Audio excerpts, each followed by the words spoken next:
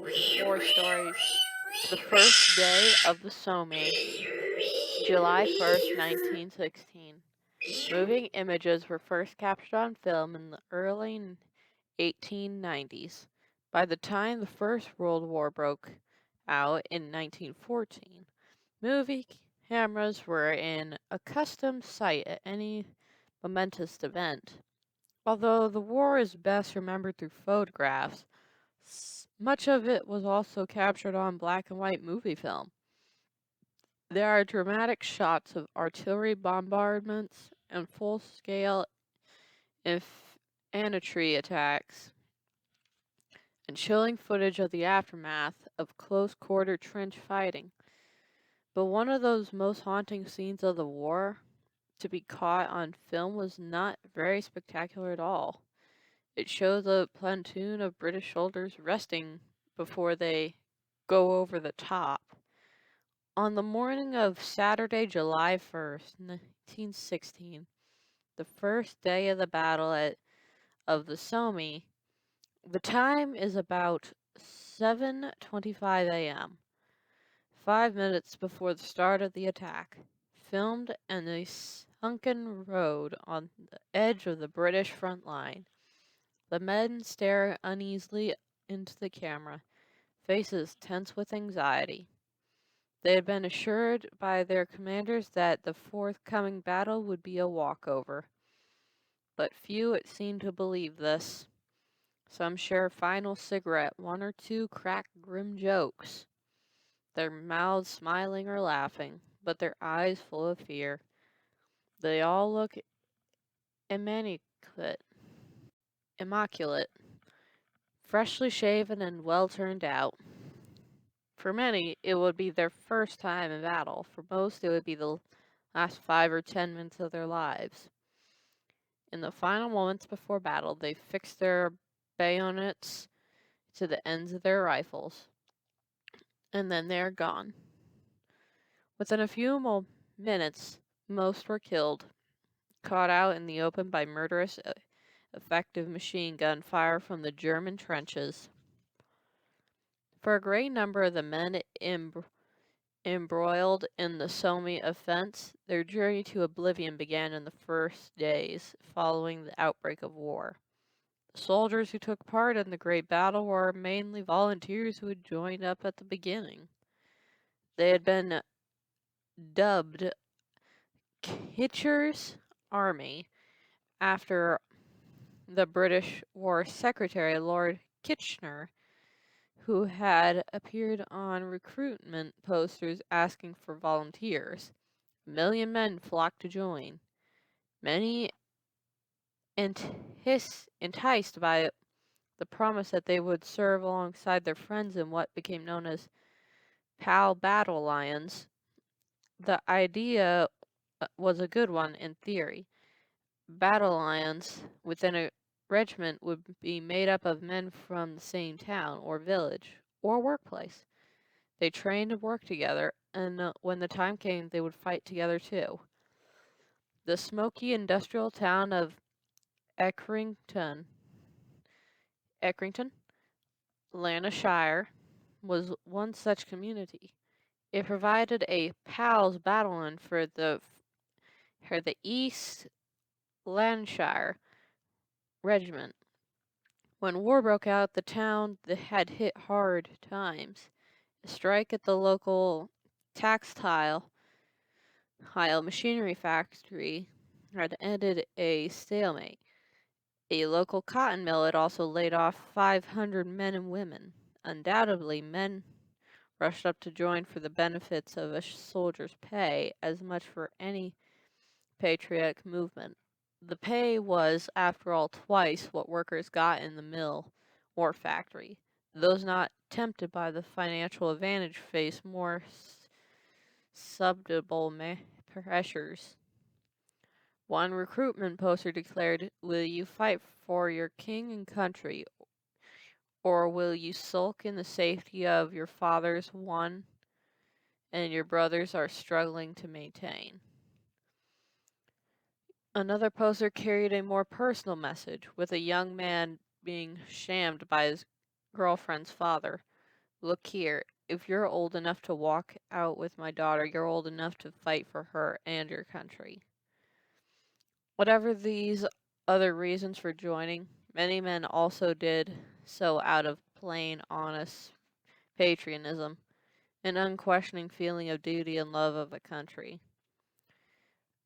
Acronition was a poor town, and a good number of those who flocked to enlist were malnourished and small in stature. Many failed their medical examination and were rejected as recruits, much of their disappointment, even humiliation. But such was the outcry in the region. These standards were dropped. Instead of requiring recruits who were at least 18, over 5 feet 6 inches, 168 centimeters tall, and with a chest measurement of 35 inches, 89 centimeters. The rules were relaxed to 5 feet 3 inches tall and 34 inches in the chest. Age was never a problem, as it was easy enough for 16-year-olds to pass themselves as older, and this was rarely checked. Local worthies who had huffed and puffed that the army top brass in London had dared to think Lancashire patriotism would measure in inches were mollified. When it was time to go, the new recruits lined up in the market square and marched down to the Grimmery Granite Railway Station, watched by the whole town. They milled onto overcrowded platforms and waited for the steam train that would whisk them away from their familiar world. Seeing photographs of these men smiling bravely for the camera, their lower legs wrapped in puttees, tightly woven cotton bands, which was part of the uniform at the time, it is plain that they had no idea what they were letting themselves in for. As 1915 drew to a close, the British and French high commands became convinced that the way to end the war would be one big push, massive attack on a broad front that would be big enough to break the German lines and form a gap for the cavalry to rush through. Such a tactic, if successful, would reinstate a war of movement. Instead of the dreadful stalemate of the trenches, the spot chosen for the big push was the Somme, a chalky part of northern France near the Belgian border, named after the river that runs through it.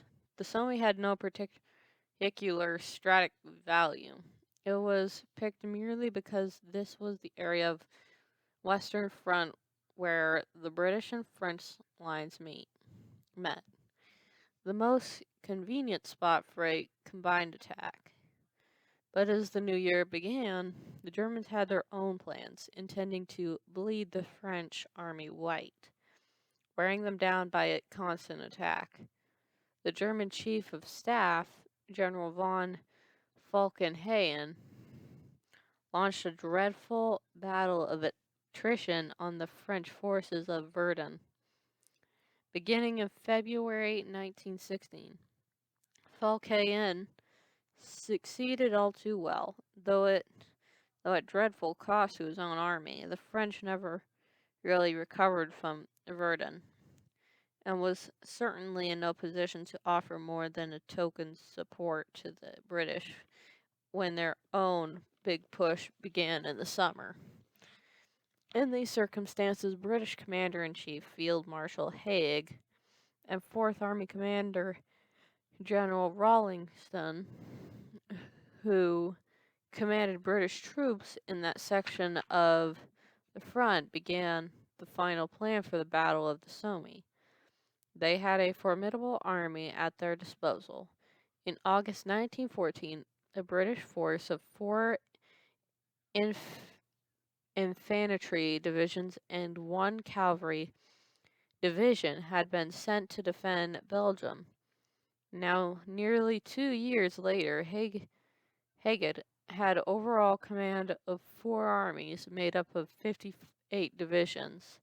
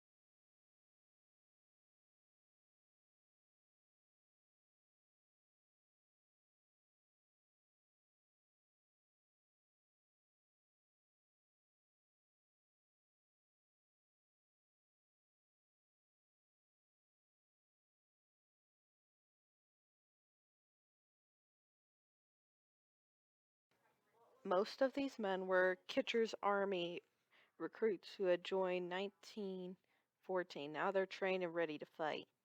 They were keen to show what they could do.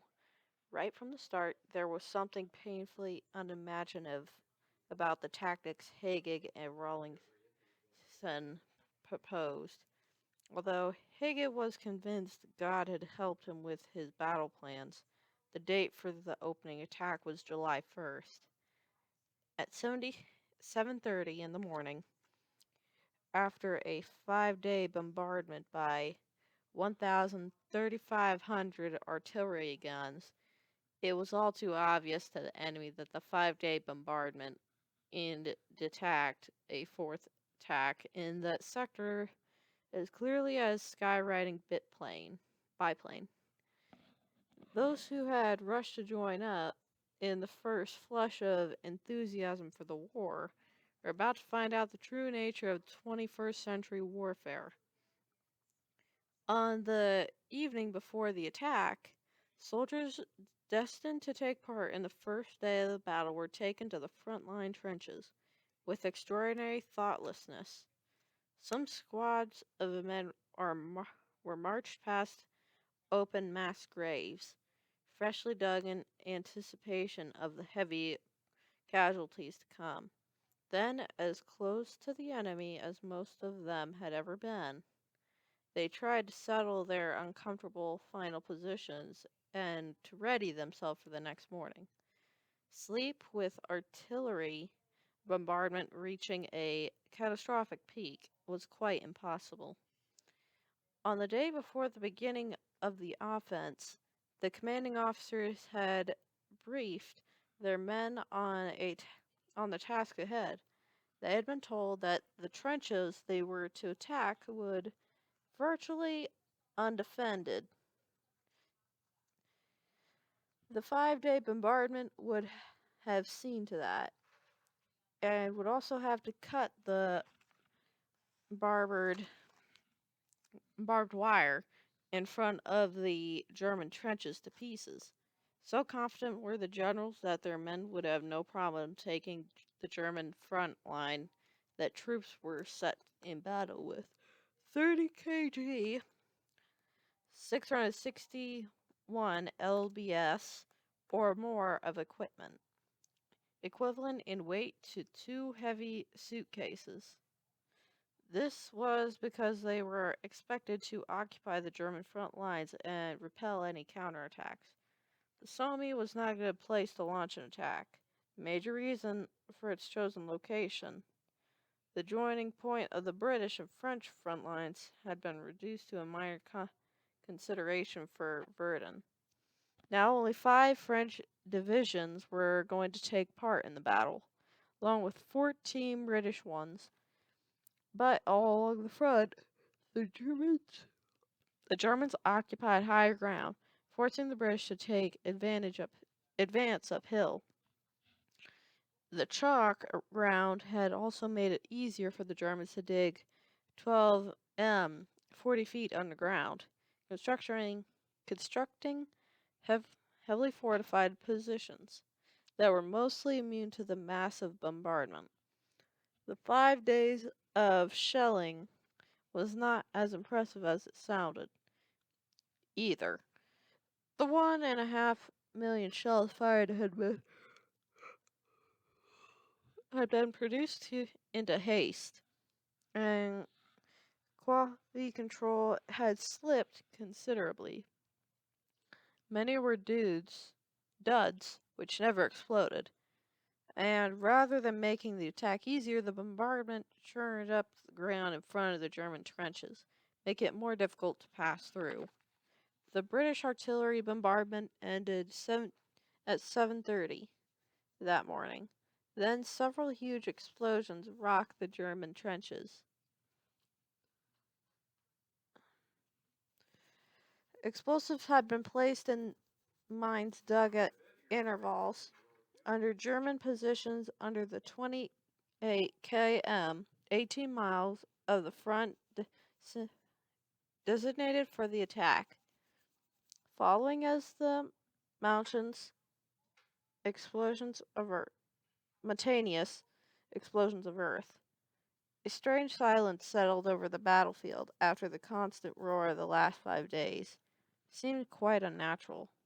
The German soldiers knew immediately that something was about to happen. They quickly emerged from their deep bunkers and set up their machine guns all along the battlefront.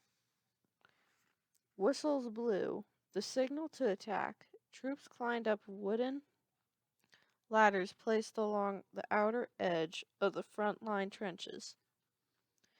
They arranged themselves into the neat lines they had learned to form in training, and waded into no man's land in successive waves. Some battle lions had tin discs pinned to their backs to glint in the sun. The idea was to show the artillery where they were, so that they wouldn't get hit by the shells falling short. It was a bright summer morning, already so hot that the men could feel the heat off the sun on their backs and necks, on the back of their necks. It was Rawlinson's plan of action that called for the soldiers to advance in straight lines to a precise timetable. Other tactics had been discussed.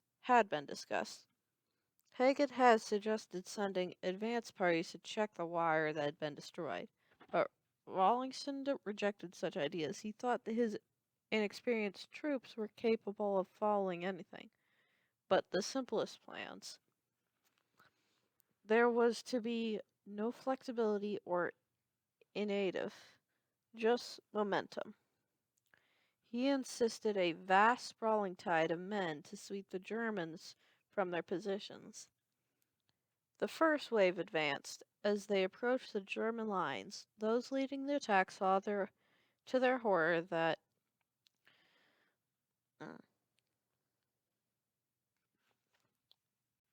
the barbed wire had not been destroyed at all. The British artillery shells had just blown the barbed wire into the air. It had settled back again where it had previously been. There were gaps in the wire, but these had been deliberately left by the Germans to herd the attacking enemy troops into killing zones, where German machine gun fire was concentrated at its heaviest. According to Allied thinking, any Germans who survived the bombardment were supposed to have come disoriented and overwhelmed by sheer size of the force set against them. But instead, they just got on with the grisly business of butchering the attackers. They set up their machine guns, alarmingly effective weapons that could fire 600 bullets in a minute, and mowed down the approaching British troops like swaths of corn before their sheath. In one famous incident, a captain in the English battalion, East Surrey Regiment, gave a signal to attack by climbing onto the rim of his trench and kicking a football in the direction of the enemy lines. No doubt he was trying to allay the fears of his men with a show of devil-may-care bravado. But he was killed almost instantly, somewhat undermining the effect he was trying to create. One of the soldiers sent in to attack that day was Henry Williamson, who survived the battle and went on to become a writer. Tarka, the Otter, being among his most famous works, he also wrote about his experience in war and described the horror of taking part in an attack with haunting vividness. I see men arising and walking forward, and I go forward with them. In a glassy delirium, he recorded, all around him, his fellow soldiers fell to the ground, almost gently, others rolling and screaming with fear. Williamson pressed on through ground he described as resembling a huge ruined honeycomb. He watched miraculously unscathed. As his comrades were shot to pieces, the other waves came up behind him to meet the same pitiful fate. Lundor Arthur Wagstaff, who had also sent over the top at 7:30 that Saturday morning, recalled the opening minute's more reply. We looked all along the line and we realized there were very few of us left. In accordance with the plan, the attack went on all morning, with 4 waves of men going out to the same grim fate. The British Army was probably the most rigid and inflexible fighting force of the war. Junior officers in the heat of battle were expected to obey orders to the letter, even if they found themselves in almost impossible circumstances.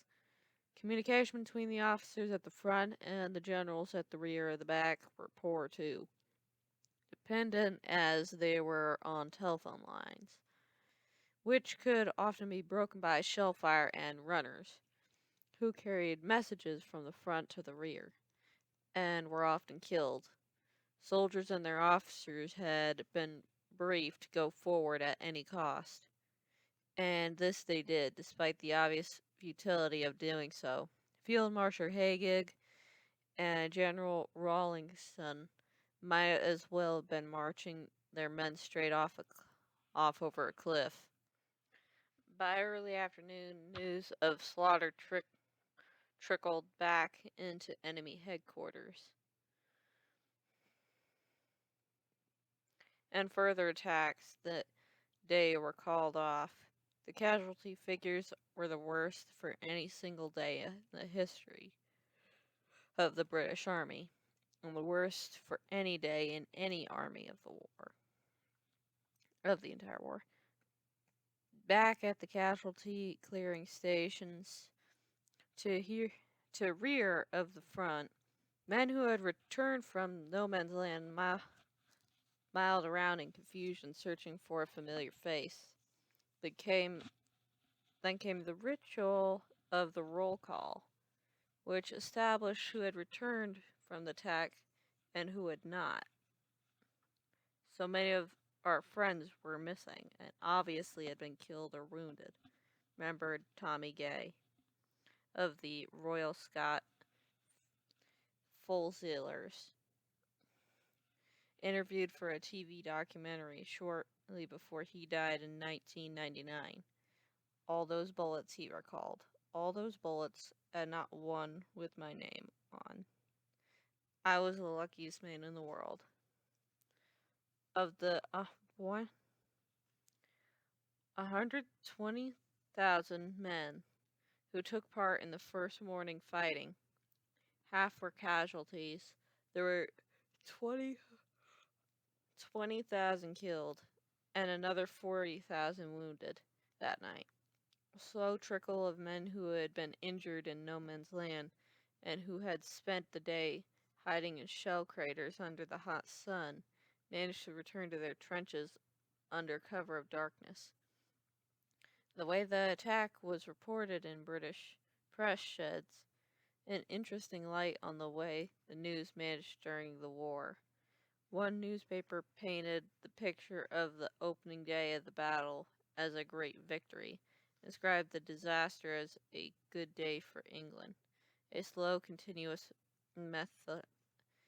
methodical push, sparing in lives, and how another described it. No doubt such reports offered reassurance to anxious families at home, but they made the soldiers who would take part in such attacks deeply angry.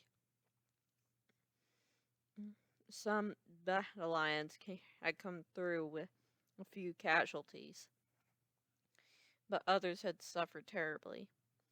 The second battalion, a Middlesex regiment, for example, had started the day with 24 officers and 650 men.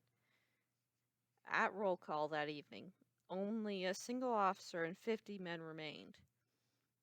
The Accrington Pals, who were among the first to attack the German line that morning, lost 584 men out of 720, killed, wounded, or simply vanished. In the first half hour of the battle, despite the total lack of reliable news from the front, for their families at home in Lancashire began to suspect something terrible happened to their men. The regular flow of letters from France suddenly stopped. The week after battle started, the train full of wounded soldiers from Somme briefly stopped at Accrington Station on the way to an army hospital further north. One man on the train called out to a group of women on the platform, "Where are we?" When they told him, he said, "Accrington.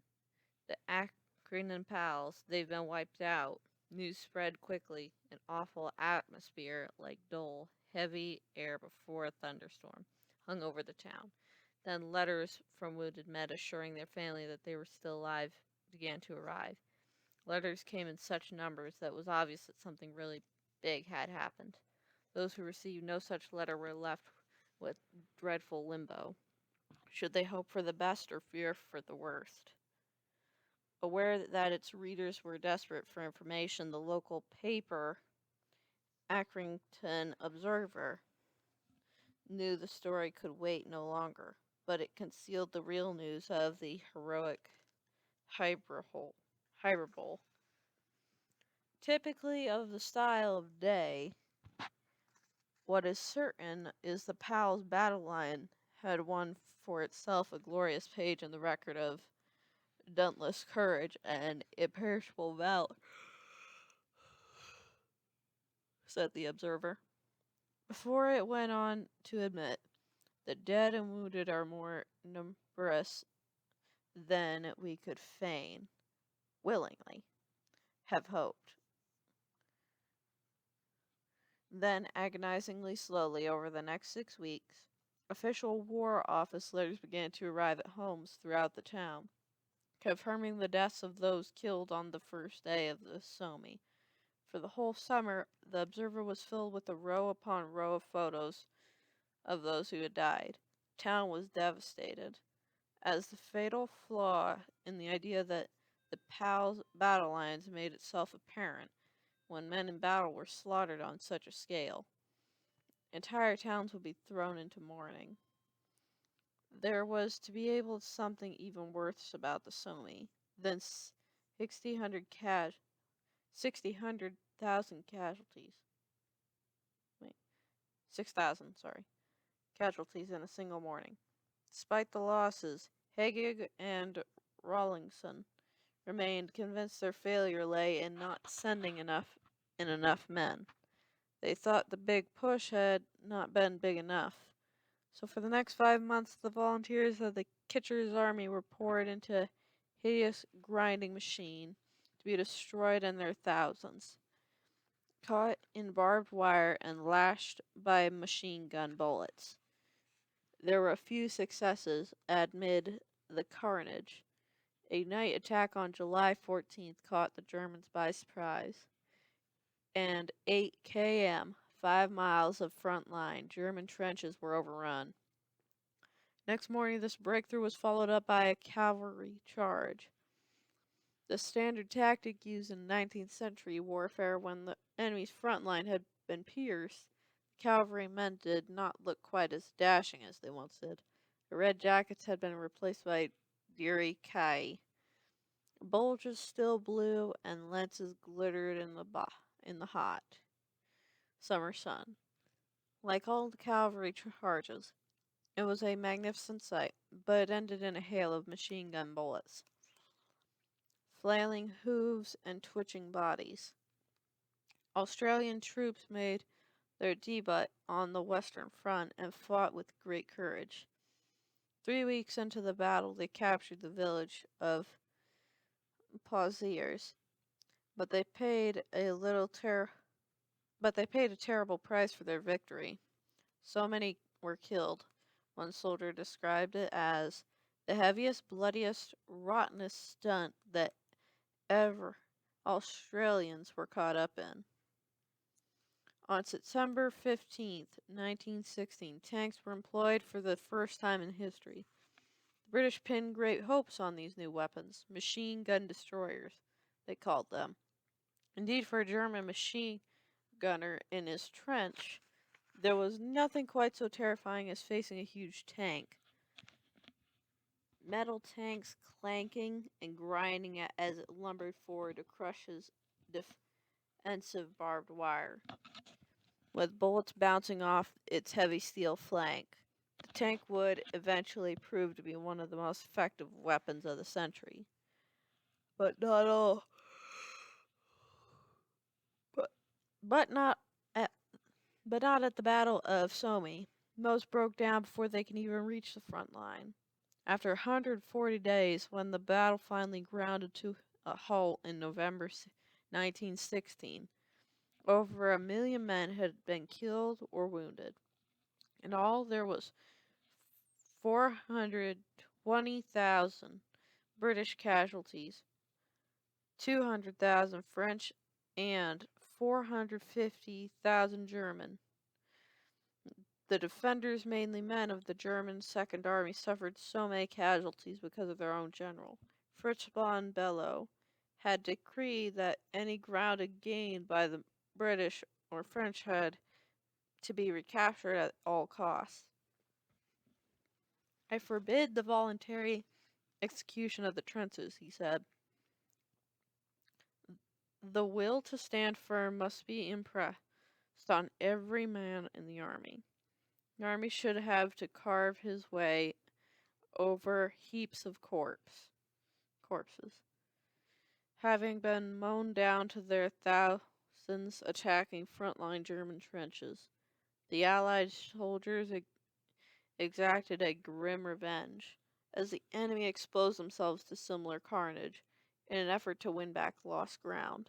You've given it to us, now we're going to give it to you. Our machine gunners had a whale of time, recalled one British soldier. Any positive military advantage was a whirlwind of destruction for almost unnoticeable. In some areas along the 28 km, 18-mile front, the front line had been redrawn by 8 km, 5 miles, here or there. But like so many other battles of the First World War, death on such an industrial scale had not served any useful purpose. Soldiers in the British Army would never show such a misplaced enthusiasm for battle again. From then on, ordinary soldiers would refer to the campaign on the Somme with a bitter and heartfelt loathing. To this day, the horror, Navite, and the carnage of the early hours of that Saturday morning still shocks anyone who studies the war. For those who took part and survived, it would be the defining moment of their lives. One survivor, Sergeant J.E. Yates of the West Yorkshire Regiment recalled the effects the first day of the battle had on him.